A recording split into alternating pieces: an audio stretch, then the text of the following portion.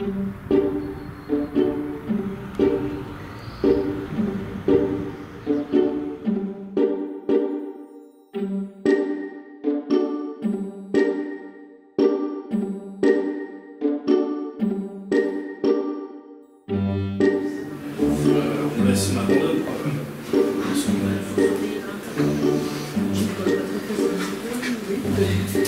on arrive.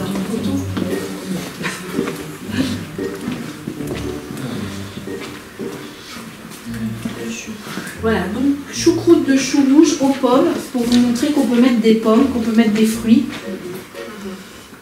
Alors, on va faire un bocal de 500 ml qui est là. Donc, on va voir si vous avez bien retenu. Dans 500 ml, on met combien de légumes? 500 grammes. 500 grammes, exactement. Donc, on a besoin en tout de 500 grammes de chou plus pommes. Et 5 grammes de sel. Et 5 grammes de sel. Tout à fait. Avec le sel.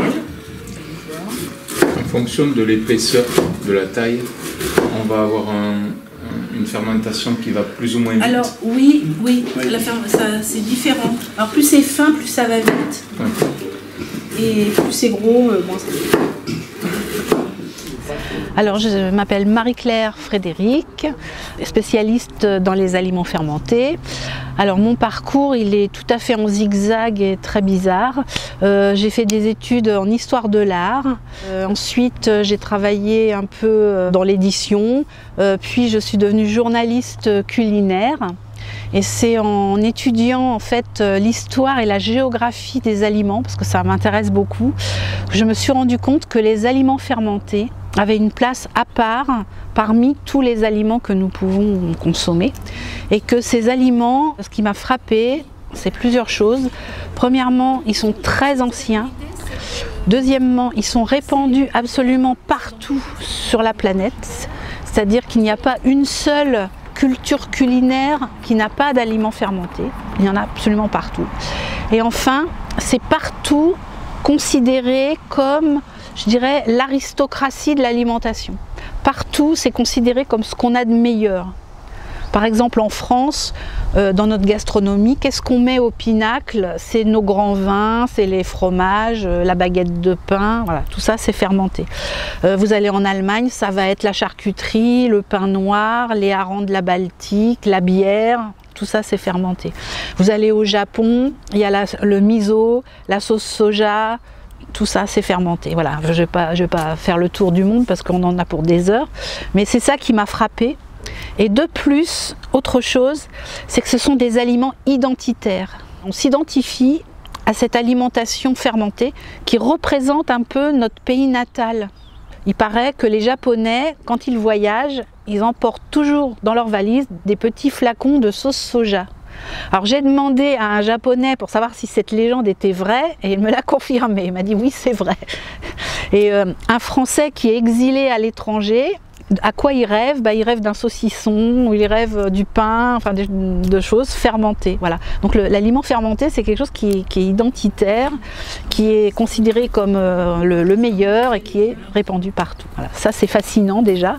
Et donc, c'est en creusant ça que je me suis intéressée aussi à la pratique des aliments fermentés.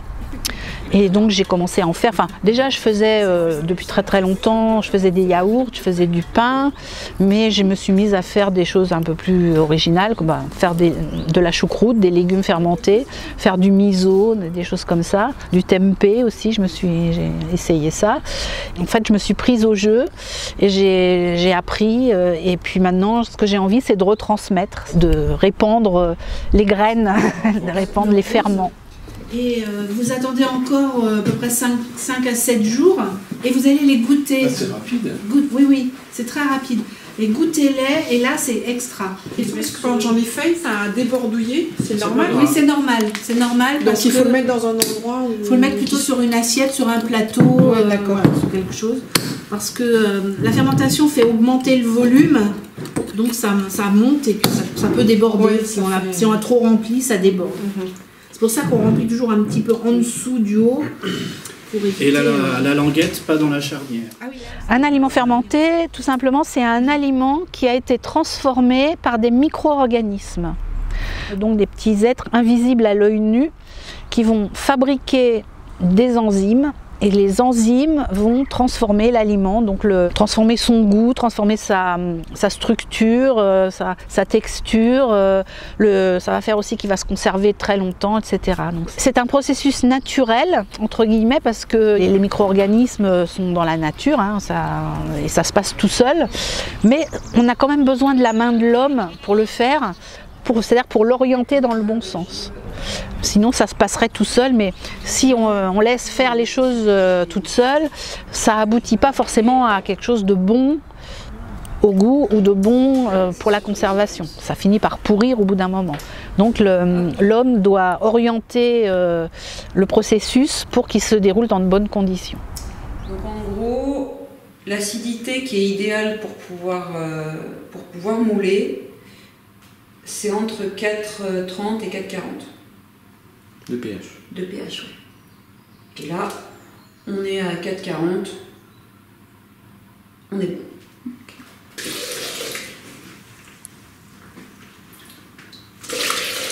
Donc là, la partie sorcière arrive. Et donc là, on commence à trouver l'odeur. Et ça joue beaucoup. Je me rends compte tout de suite aussi au niveau de l'odeur si c'est normal ou pas.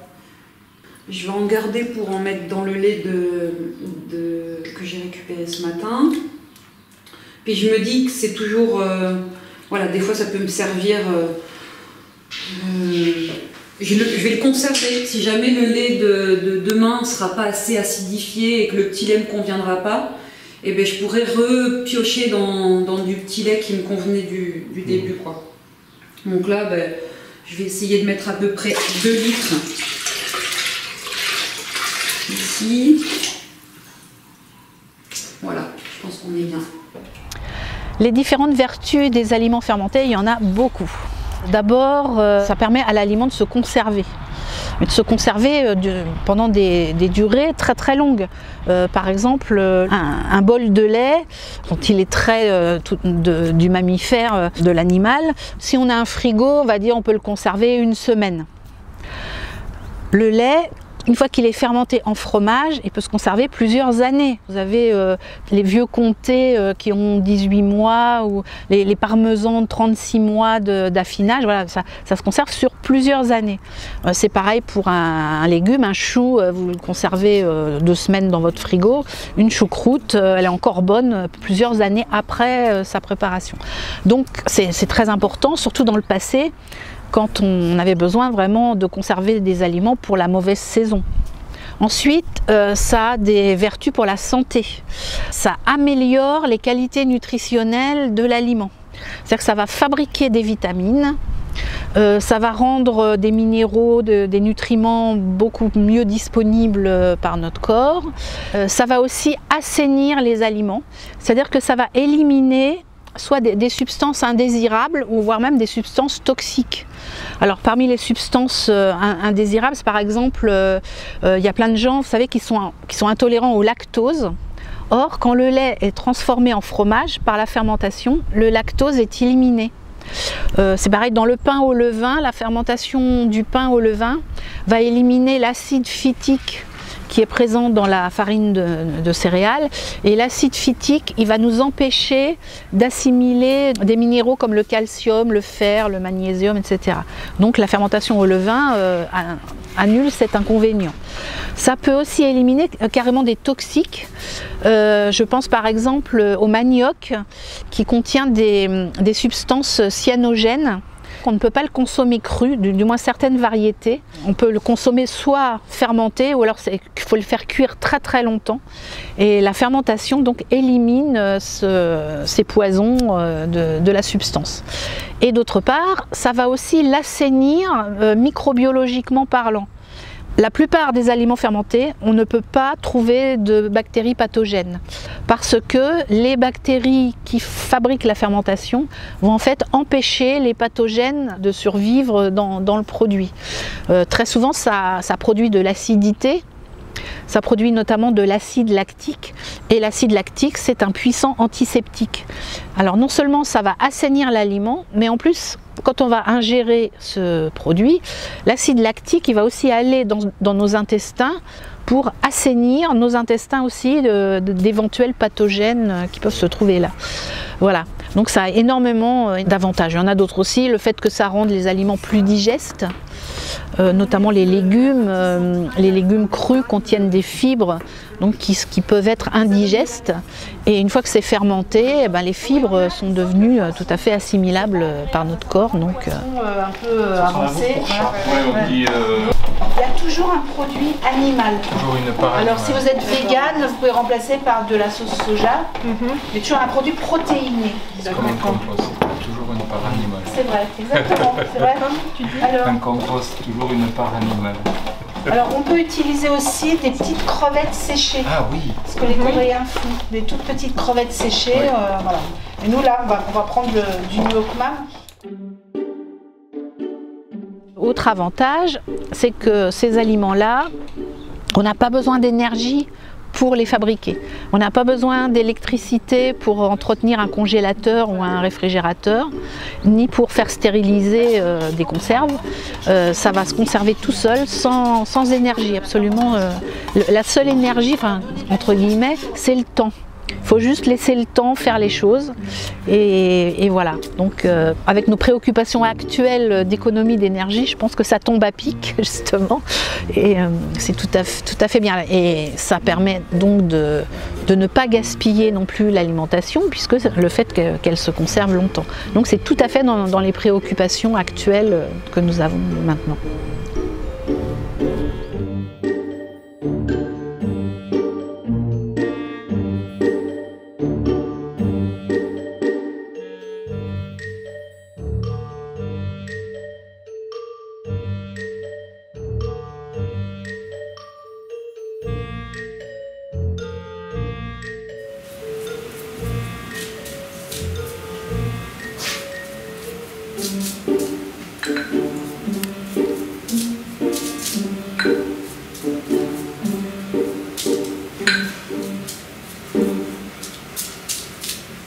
Quelle place ont occupé les aliments fermentés dans les civilisations?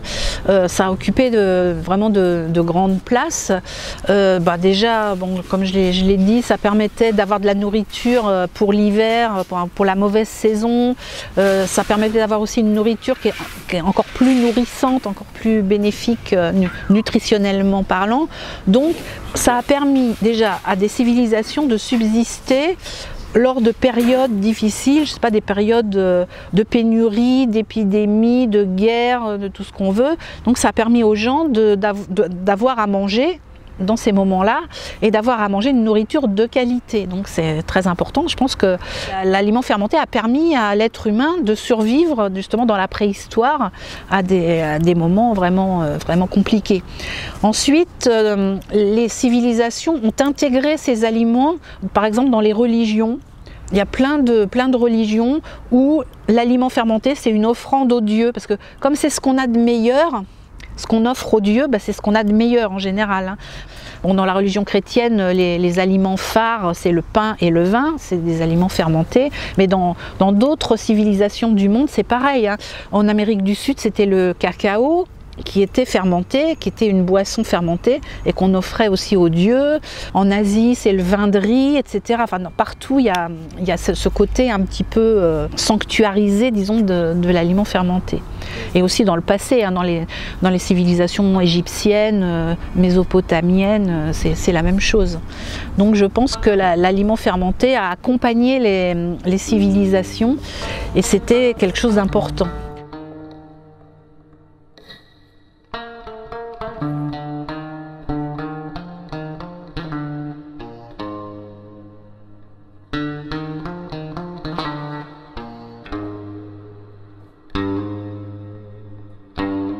Il y a un récit sumérien qui s'appelle l'épopée de Gilgamesh, qui est en fait le premier roman, on peut dire, de l'humanité. C'est la première grande histoire de fiction de l'humanité. Alors ça raconte l'histoire d'un homme sauvage qu'on est allé chercher dans les bois, dans la nature, pour l'amener au roi. Et donc cet homme sauvage, il mangeait uniquement des fruits qu'il cueillait aux arbres, il buvait du lait directement en allant le boire directement sur les gazelles ou sur les chèvres, enfin, etc. Donc il avait une nourriture complètement brute et sauvage entre guillemets. Et quand on l'a amené à la civilisation, on lui a fait boire de la bière et on lui a fait manger du pain. Alors au début, ça ne s'est pas fait facilement, mais l'histoire dit que c'est seulement quand il a mangé de la bière et mangé du pain et bu de la bière qu'il est devenu un homme. Parce que pour eux, c'était de la vraie nourriture. Voilà. C'est la nourriture civilisée. Alors que la nourriture brute, c'est la nourriture sauvage. Donc il y a c'est aussi toute la différence entre nature et culture. Enfin, voilà. Donc c'est les aliments fermentés qui font la différence entre la nature et la culture.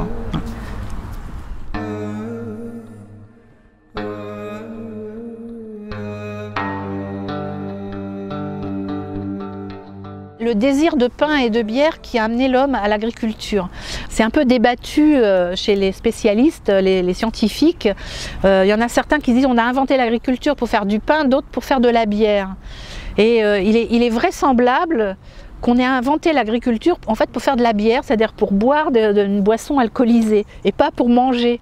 Parce que quand on voit les céréales préhistoriques, les céréales sauvages, c'était des petites graminées de rien du tout, toutes petites, ça s'envolait au vent dès qu'on touchait les épis, donc c'était très compliqué à récolter. Pour faire du pain, il en faut en récolter pas mal. Et on sait qu'on faisait déjà de la bière, donc une boisson alcoolisée à base de céréales, avant l'agriculture.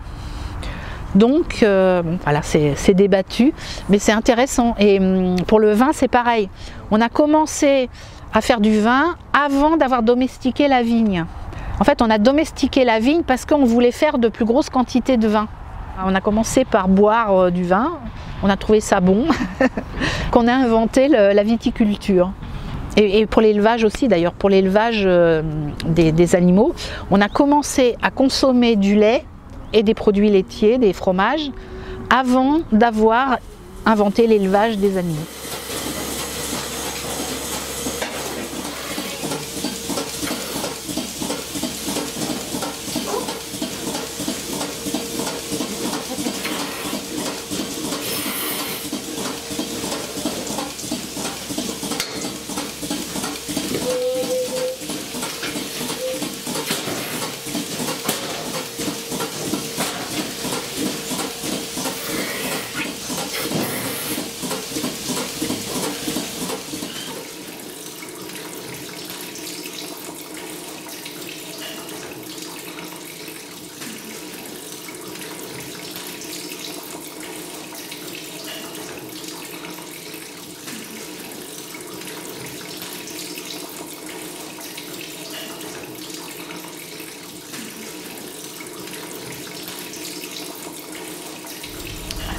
Est-ce que les aliments fermentés ont une origine divine?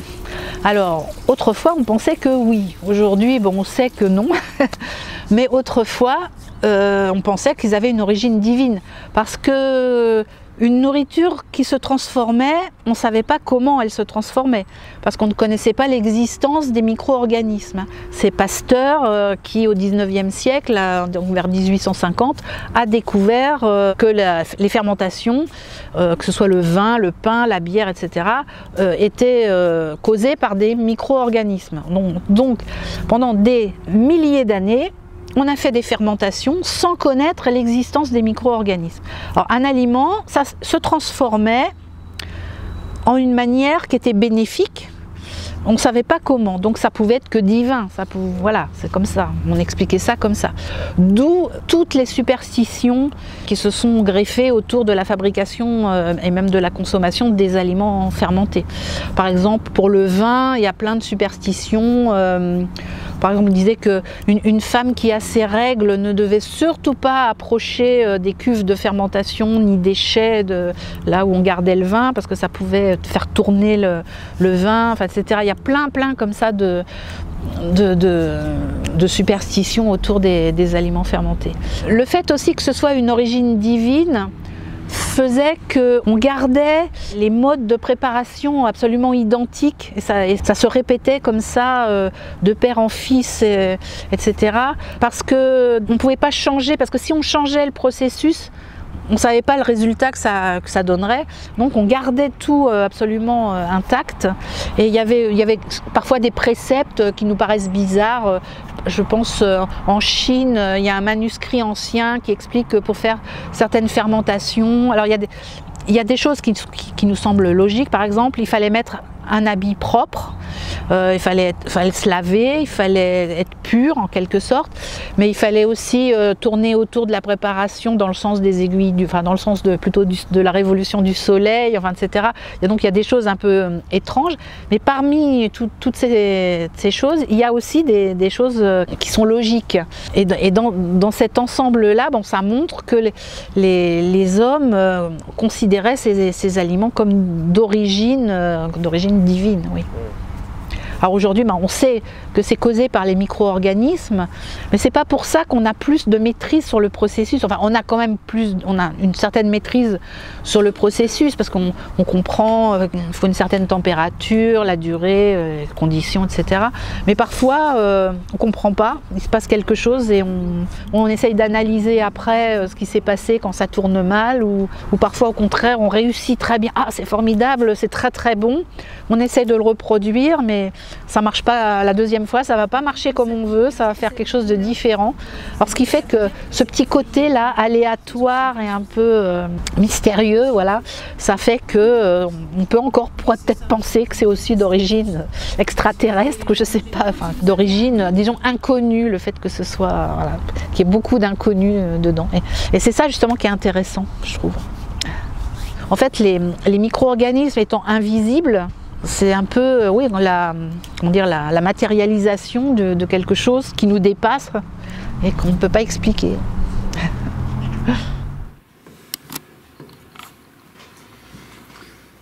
Tant que le sablier, il y a un petit sablier là, tant que le sablier, ça veut dire que c'est pas fini, qu'il est en cours de... C'est ce qu'on a mangé tout à l'heure.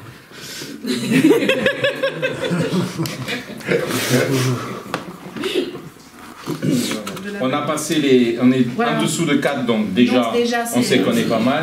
Et si on veut vraiment s'assurer la sécurité, bon, déjà on est en sécurité, voilà. Il est à 3,8. À 3,8, c'est bon. Alors en général, c'est entre 3,5 et 3,8. D'accord. Ça peut même la plupart. Voilà, alors on va reprendre le stylo, la chaise. D'où proviennent les micro-organismes qui fermentent les légumes? Alors, on les ajoute sous forme de ferment, ils sont déjà sur les légumes, on les ajoute sous forme de levure ou ils proviennent du sel. Ils sont sur les légumes. Voilà, on les ajoute sous forme de levure comme pour le pain, c'est pas complètement vrai. Parce que le pain ou le vin, on rajoute rien. Oui, on fait rien, avec les levures qui sont sur le pain. Comme sur les légumes. Qu'est-ce que la flore utile dans la fermentation des légumes? Alors, c'est pas les levures, c'est pas la flore d'altération, c'est les bactéries lactiques et c'est pas la flore pathogène.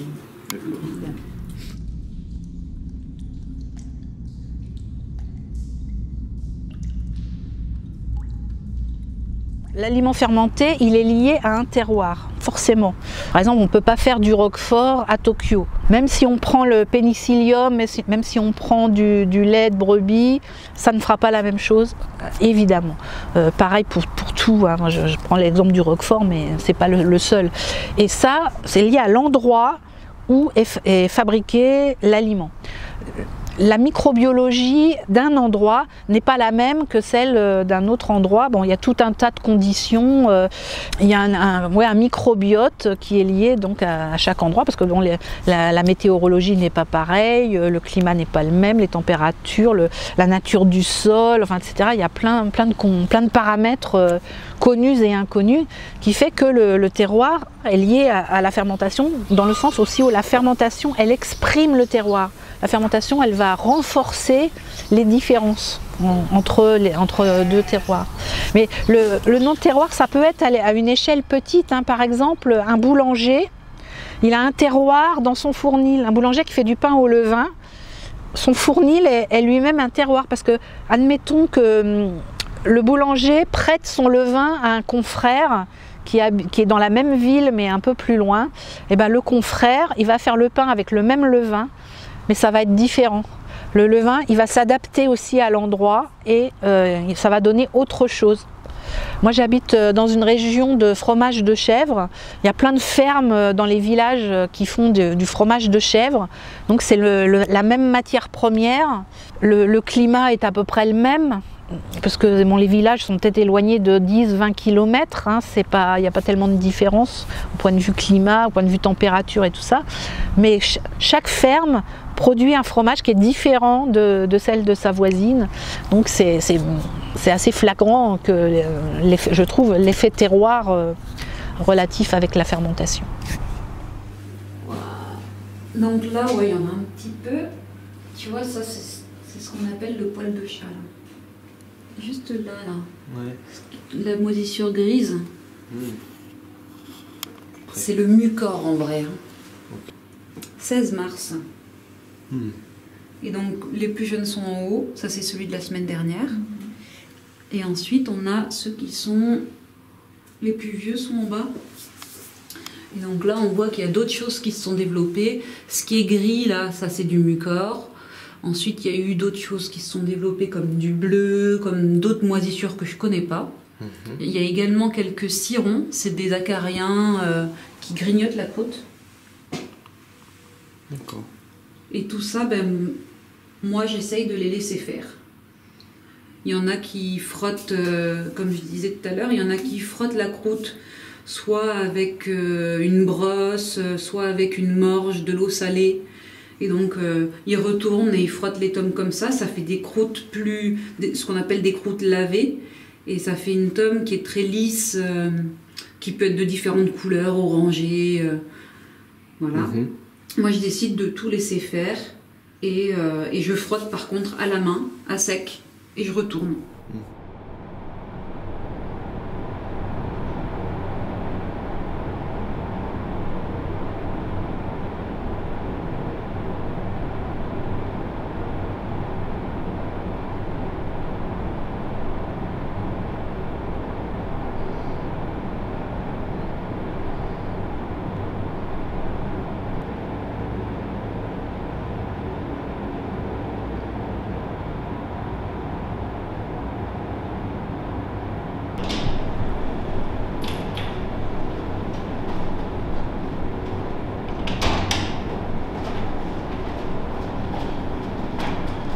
Alors ici, on est dans la cave, ce qu'on appelle le chai, c'est le chai avec le vin et les jambons.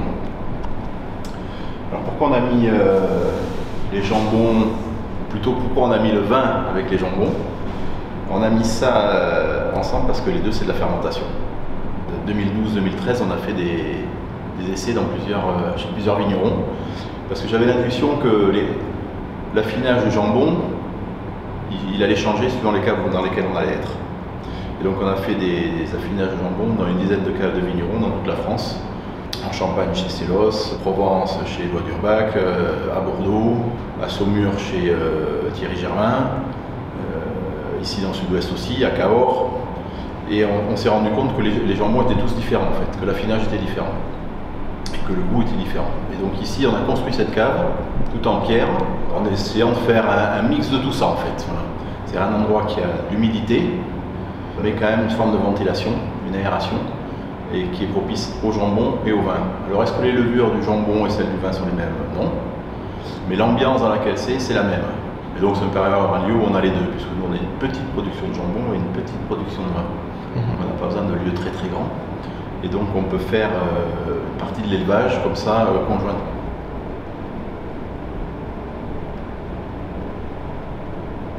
La première chose qu'on fait, c'est qu'on les met dans le sel, on les laisse maturer 2 mois dans le sel. Donc ce qu'il faut, c'est sel naturel, et c'est tout. Il n'y a rien d'autre en fait. Après, ils sont lavés à l'eau de source, et après commence la période du séchage. Donc, le séchage, proprement dit, c'est dans un séchoir. Il y a des normes, là on est soumis aux normes, c'est-à-dire qu'il faut que la température soit en dessous de 12 degrés, qu'il y ait une hygrométrie assez constante qui est de l'ordre de 72%. Et là, entre 8 à 12 mois, il va perdre à peu près 30% de son eau. Et ce n'est qu'à ce moment-là que va commencer la période dite d'affinage. Et donc l'affinage, en fait, pour le jambon, ça va se passer comme ceci. C'est qu'on va l'enduire de Saint-Nou sur la partie maigre. C'est-à-dire qu'ici, vous avez, on voit bien, là il y a la poigne, la peau du cochon. Et là, il y a la coupe. En effet, là, la viande est apparente. Pendant le séchage, cette partie est ouverte. Parce que c'est par là qu'il va sécher, c'est pas tellement par la couenne. À partir du moment où on rentre dans l'affinage, cette partie est enduite de Saint-Nou, de façon à ce que le séchage ne se développe pas, pratiquement pas. Il n'y a pratiquement plus de séchage après, il y en a un petit peu quand même. Et là, l'humidité va se répartir à l'intérieur et l'affinage va commencer. Donc ici, on est sur des jambons qui sont de 2017, donc ceux-là, ils ont 6 ans. Voilà, 72 mois.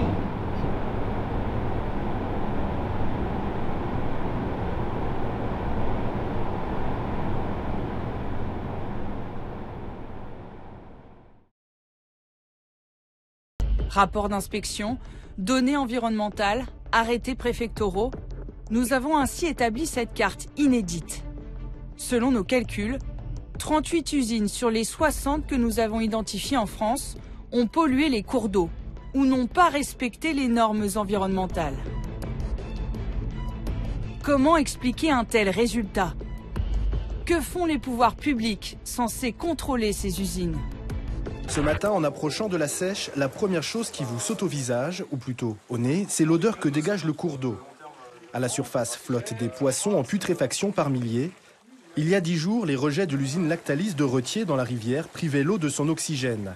Les poissons ne sont pas morts empoisonnés, mais asphyxiés. Là, plusieurs grosses anguilles, du silure, de la brème, du gardon, du rotangle. Le rejet de lactose a tué des milliers de poissons sur plus de 8 km. La pollution a duré 10 jours. Alors, oui, il y a énormément de limites dans le modèle de l'agro-industrie. Déjà, on a vu les récents scandales sanitaires, les pizzas Buitoni à la salmonelle ou je sais plus quoi, et les chocolats Kinder, et surtout, je trouve que la plus emblématique, c'est Lactalis avec cette histoire de lait en poudre pour les nourrissons, pour les bébés. Ils ont quand même empoisonné plusieurs bébés, alors que le lait en poudre, c'est quelque chose qui devrait être ultra stérilisé, ultra sûr et sain. Voilà. Donc l'industrie montre qu'elle n'est ni sûre ni saine. Là, on le voit tout simplement. Et malheureusement, pendant des décennies, les gens ont eu confiance dans l'alimentation industrielle, parce qu'on leur a raconté que c'était sûr, sain, qu'on risquait absolument pas de s'empoisonner. Et non seulement ça, mais on a mis la méfiance sur les aliments fermentés. Les fromages au lait cru, c'est limite si on n'est pas criminel de donner ça à des enfants, par exemple, ou à des femmes enceintes. L'agro-industrie nous ment, en fait, nous ment. En nous racontant que ces produits sont sûrs, alors que les produits traditionnels ne le sont pas. Ça, c'est vraiment une imposture, tout simplement. Les préparations traditionnelles, elles ont été éprouvées depuis 10 000 ans. Donc, comme je le disais tout à l'heure, tout ce qui a raté, tout ce qui rendait les gens malades a été abandonné. On a gardé que les procédés qui sont sûrs et sains. On n'avait pas intérêt à faire mourir la moitié des gens de la famille, évidemment. Donc, pendant 10 000 ans, un champ d'expérience de 10 000 ans, c'est quand même long. Donc, on peut être sûr que toutes les recettes traditionnelles du monde sont saines, alors que ce n'est pas le cas des procédés de l'industrie qui n'ont que quelques dizaines d'années d'expérience. Et quand on adapte des anciens procédés à des techniques modernes, c'est là qu'on se rend malade. Par exemple, les Inuits avaient l'habitude de faire fermenter des poissons, des phoques ou des animaux marins enterrés sous des mottes de terre. Et avec la modernité, ils ont fait la même chose, mais soit dans des sacs plastiques ou dans des seaux en plastique. Et là, c'est devenu dangereux. Il y a eu des cas de botulisme, justement, parce que ça n'était pas fait de manière traditionnelle. Alors qu'il n'y a aucun cas de botulisme quand c'est fait de manière traditionnelle. Voilà. Donc il y a quand même des choses à creuser à ce propos. Et en fait, la nourriture industrielle, elle est tellement aseptisée que n'importe quel pathogène qui vient opportunément là-dessus va proliférer parce qu'il n'a rien contre lui. Tandis qu'un fromage au lait cru, Là, il y a une étude de l'INRA de Clermont-Ferrand qui a montré que la croûte des fromages, notamment des Saint-Nectaire, comportait un consortium de bactéries qui se battaient en fait contre les pathogènes, et ça empêche les pathogènes de venir s'installer sur les fromages. Donc en fait, les micro-organismes de l'aliment fermenté protègent leur territoire, si on veut. Et en protégeant leur territoire, ils empêchent les mauvaises bactéries de venir. Et c'est pour ça que c'est absolument sain pour nous, pour les humains.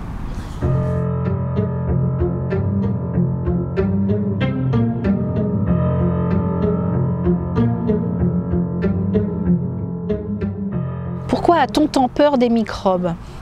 Alors là, ça vient justement du découvreur des microbes, c'est-à-dire Pasteur, qui a découvert les micro-organismes de la fermentation, mais en même temps, il a découvert que ces micro-organismes, ces microbes, pouvaient aussi causer d'horribles maladies qui tuaient des gens à l'époque, qui tuaient des enfants, la tuberculose, la diphtérie, le tétanos, la polio, le choléra aussi. Enfin, il y avait à l'époque des épidémies vraiment, vraiment terribles. Et Pasteur et ses successeurs ont cru en fait que la solution c'était d'éradiquer tous les microbes. On croyait qu'il fallait un monde zéro microbe pour éradiquer les maladies. En fait, c'était facile, une maladie égale un microbe, on éradiquait le microbe, on n'avait plus de maladie. Mais seulement c'était évidemment une utopie, ça n'est pas réalisable, mais malheureusement ça a laissé des traces dans ce mouvement qu'on appelle l'hygiénisme. L'hygiénisme, c'est l'hygiène, mais poussée à outrance, qui fait qu'on n'accepte aucun microbe, voilà, tout simplement. Il y a quand même eu des choses bénéfiques très importantes. Bon, il y a eu l'invention des vaccins, ensuite il y a eu l'invention des antibiotiques, ça a quand même sauvé la vie de millions de personnes. Il ne faut absolument pas cracher là-dessus. Mais actuellement, la médecine revient en arrière en quelque sorte et on retrouve l'utilité des microbes parce qu'on se rend compte qu'en réalité, dans l'ensemble des micro-organismes, il y en a peut-être 1% qui est pathogène et tout le reste, les 99%, sont soit bénéfiques, soit utiles pour la nature, enfin bénéfiques pour nous, pour la nature, et il y en a aussi qui sont absolument indispensables pour notre survie. C'est-à-dire qu'on s'est rendu compte que notre survie, elle était liée aux micro-organismes. On peut pas, ils nous aident à vivre, enfin ils font partie de notre métabolisme et donc on ne peut pas vivre sans eux.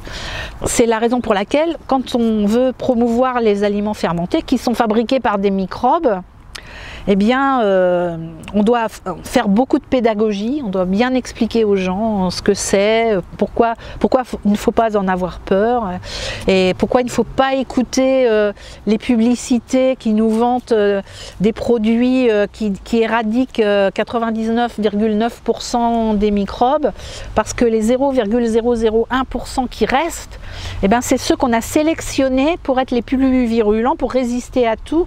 Et c'est ceux-là, en fait, les méchants, les pathogènes. Ceux qu'on éradique, c'est les bons. Alors c'est quand même dommage, c'est un petit peu contre-productif. En fait, malheureusement, beaucoup de gens ignorent ça et continuent à tout stériliser, à tout passer à l'eau de Javel, enfin, ce qui est fort dommage. Et en plus, suite au Covid et à l'épidémie qu'on a subie depuis 2 ans et demi, ça ne va pas s'arranger, malheureusement. Et ça me fait peur en fait, c'est quelque chose qui m'inquiète beaucoup, cette espèce de regain de l'hygiénisme ambiant, c'est inquiétant.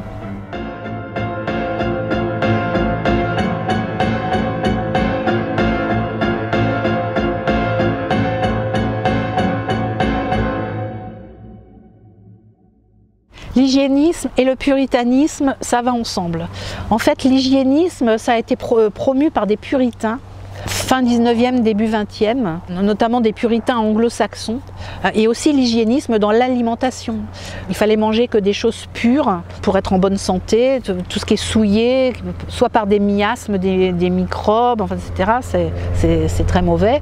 Ce qui a ensuite donné le végétarisme et tous ces mouvements un petit peu extrêmes aussi, ou le véganisme, encore pire. Le véganisme aussi est quelque chose qui a été initié par les puritains. Le fait, par exemple, de manger des céréales céréales, enfin ce qu'on appelle des céréales au petit déjeuner.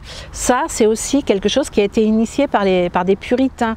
C'est-à-dire que, bon, aux États-Unis, le petit déjeuner, c'était le bacon, les saucisses, les haricots, etc.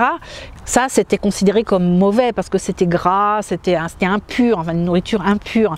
Donc, Monsieur Kellogg's, qui était un puritain, a inventé les cornflakes, qui étaient des céréales toastées au four. Enfin, à l'origine, maintenant, c'est plus ça du tout. Donc, c'était considéré comme une nourriture beaucoup plus acceptable pour ces puritains. Et dans le puritanisme aussi, il y a l'idée qu'on ne doit pas se faire plaisir en mangeant. On mange pour se nourrir, on mange uniquement parce que physiologiquement on est bien obligé de manger pour survivre, mais on ne doit absolument pas prendre de plaisir. Donc ce qui compte, c'est plus la quantité que la qualité. Le fait par exemple, d'avoir inventé le déodorant, par exemple, c'est quelque chose de bizarre, il suffit d'être propre, on n'a pas besoin en plus de cacher les odeurs. Si on est propre, ça va. On ne supporte plus justement ces odeurs un peu fortes, que ce soit les odeurs corporelles ou les odeurs de la nourriture, hein, parce que essayer d'emmener un Munster dans un wagon de chemin de fer en voyage avec vous, vous allez voir, tous les gens vont se poser des questions justement sur votre hygiène personnelle. Donc, alors que c'est juste un fromage. Et c'est mal vu, c'est très très mal vu. Voilà. Alors, quelle affirmation n'est pas un facteur de succès? Alors, il faut plus d'1 million d'euros pour garantir le succès de l'entreprise. Ça, on est sûr, si on a plusieurs millions, ça marche. Exposer une légitimité et une expertise, travailler sur l'offre gustative ou développer une relation client exemplaire. Alors, ce qui n'est pas absolument un facteur clé, c'est qu'il faut plus d'1 million d'euros. La question était à l'envers, il ne faut pas être dyslexique, parce que quelle affirmation n'est pas un facteur clé? J'ai dû la relire 4 fois pour c'est quoi la question? comprendre le sens. C'est quoi la question? C'est ce que tu dis, on a ouvert le champ des possibles et tué un certain nombre d'idées où moi je pensais que c'était hyper compliqué, que j'avais des idées de dire oh, ça a débordé, comment ça se fait, est-ce qu'il faut tasser, est-ce qu'il faut être hyper réglo pour fermer le... Et en fait ça me paraît à la fois plus simple si on respecte les règles Voilà, d'or, c'est ça. Il y a des règles et ça donne envie de tester plein de choses, d'aller plus loin. C'est bien. Du coup, fraîcheur, extra fraîcheur. Voilà, travailler qu'avec du produit. Voilà, c'est bien parce que c'est le produit qui sort du jardin, quoi. Oui, voilà, c'est l'idéal. Quand on a le jardin à côté, on n'a qu'à prendre le légume directement, le passer sous le robinet et le traiter, parce que là, on a le maximum de fraîcheur et de bactéries lactiques. En plus, le légume, il contient beaucoup d'eau, parce qu'il est tout frais, donc il va bien dégager sa saumure. Vous allez presque avoir trop d'eau par rapport au... Oui. Alors, ça m'arrive, mais pas si souvent quand même. Heureusement, il y a toujours des gens qui me remontent le moral à côté de moi, mais ça m'est quand même arrivé, oui. De me dire, c'est peine perdue, on n'y arrivera jamais. Quand on va dans un supermarché, par exemple, on voit l'étendue des rayons de choses complètement industrielles. Ça m'arrive de me dire, on a du travail, on a du boulot, mais bon, j'ai toujours quelqu'un qui me remonte. Quand je vois tous les lecteurs du blog qui sont intéressés, moi ça me... Voilà. Donc je me sens seule, mais disons pas souvent, et ça passe vite. À l'impossible, nul n'est tenu. Voilà. On fait sa part, on fait ce qu'on peut, puis après, voilà. On sème les graines. Voilà, j'aime bien cette idée-là, de semer les ferments, de semer les graines. Après, ça pousse ou ça pousse pas, mais il y en a toujours qui vont pousser, de toute façon. Il y en a qui vont pousser. Et je pense quand même que là, il y a une prise de conscience des gens, enfin de certaines personnes, face à l'alimentation. Les gens veulent reprendre le contrôle de ce qu'ils mangent. C'est tellement important parce que notre santé c'est quand même lié à notre nourriture. Hein. Les intestins, je crois que c'est je ne sais plus combien de pourcents de notre système immunitaire. Enfin, c'est une part énorme. Donc ce qu'on met à l'intérieur de nous, c'est très important. Il ne faut pas mettre n'importe quoi. Il faut vraiment faire attention à son alimentation. Et je pense qu'il y a quand même une prise de conscience d'une part de la population envers ces choses-là. Puis peut-être que ça va faire tache d'huile après. Mais c'est vrai qu'il y a des gens qui sont toujours imperméables à ce genre d'idées, qui mangeront toujours des gros steaks ou avec des frites. Une fois de temps en temps, j'ai rien contre un steak frites, mais voilà, c'est exceptionnel. Et ça peut être très bon quand on choisit bien le steak, pas manger n'importe quoi. Mais avec voilà. Une bière locale non pasteurisée. Avec une bière locale non pasteurisée ou un petit vin rouge aussi nature et sans sulfite et tout ça. Et de la sulfite.